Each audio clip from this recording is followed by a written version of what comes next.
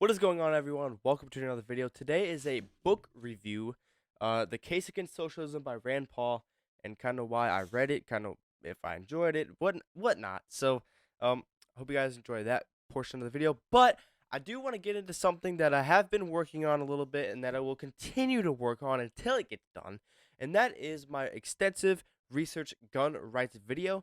Uh, I'm in the works of this so far. It's coming along pretty good. So here, let me try and show you this. I'll just put it up on the screen here. Actually, it's fine. Um, but yeah, it's actually coming along pretty good. Um, I can't wait to finish it, start recording it. It's gonna be a pretty long video. I already have 3 pages, or I'm going on my third page now, and I'm, not even getting started, not even scratching the surface of it. But that should be fun. Stay tuned for that. Um, Now I want to get into this book.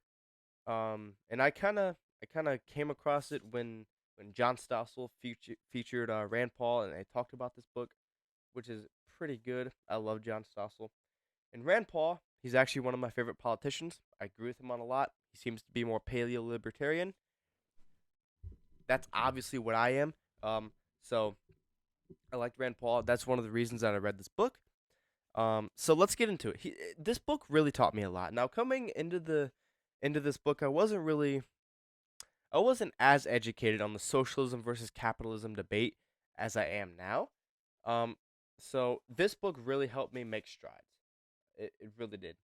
Um, some things he taught me was about the price controls in the 1980s, by Nixon, and later by Jimmy Carter.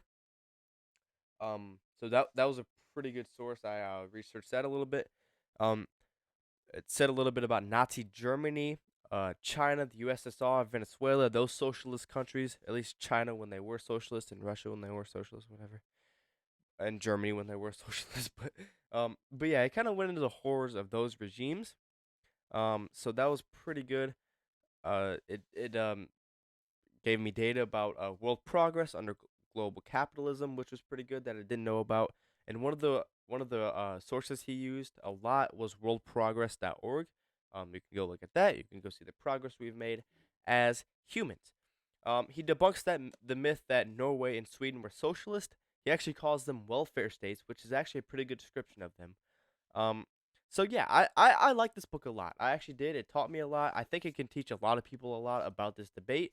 I know a lot of socialists probably won't read it, but if you're on the capitalist side, I heavily suggest that you read it. It's not, the wording isn't very hard at all. Like some literature that you see that's pretty old. So I think that's a pretty good aspect of it. Overall, I give this book 8 out of 10. I give it 8 out of 10 because it does drift away from socialism towards the end. Um, let's see here. There's there's a couple chapters towards the end that really didn't have anything. They started talking about utopianism, which is obviously a big part of socialism. I just didn't really care much for it. Talked about the Green New Deal, and you can make a case that it was socialist, but he started talking about like emissions and stuff, and that doesn't really have to do anything with socialism. Um, he talked at the last chapter was about the China thing with when it comes to surveillance state, and the pre-crime thing and stuff like that, which once again doesn't really have to do with socialism. China's not a socialist state currently, so I'm not sure what that has to do with like the economic system of it. But I do give it 8 out of 10 because he did drift off from that a little bit, and he did have like a couple chapters that really didn't have anything to do with socialism itself. So it really didn't serve as a purpose for me for some of those chapters. But overall, pretty good book. I suggest you read it. And yeah, I hope you guys enjoy this video. I'll be working on my gun rights research video. I'll be reading. Oh, let's see here. I'll be reading this. It's a pretty small book, Um, and try and come up with some things on history, that have to do with the Second Amendment and why we created it. So, hope you guys enjoyed this video. Next time I'll see you will probably be the gun rights research video, and I'll see you then. Peace.